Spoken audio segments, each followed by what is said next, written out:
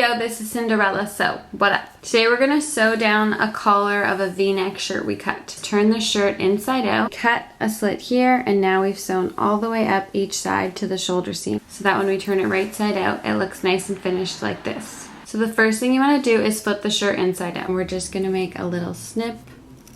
That way we can flip these panels down and sew them in place. So you'll start on a shoulder seam and you just wanna flip it over. Hold it in place like that, and then take a threaded needle and sew the seam in place. Just go in through the fabric, through the same holes, making a back stitch. And then to knot that in place, you can just put your needle through this loop before it closes. Pull it tight over to the other side of the seam.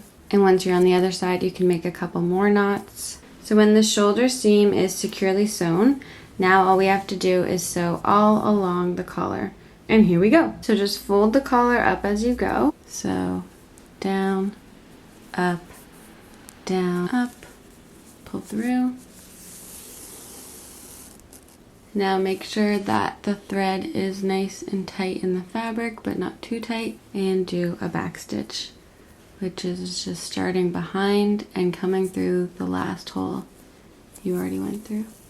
When you get to that point, you just want to stitch it in place with a couple back stitches. All right, so we have our collar sewn down on one side and knotted down there. And now we'll just do the same thing, starting with the knot over here and sewing all the way up the other side. Yeah. So we finished sewing the collar down. Just turn the shirt inside out. And this is what our beautiful collar looks like. Yeah. So thank you so much for watching Cinderella Sew. As always, I love ya, and I'll see you soon. Peace. And I didn't sew along the back because I'm really lazy, but you can sew along the back collar too.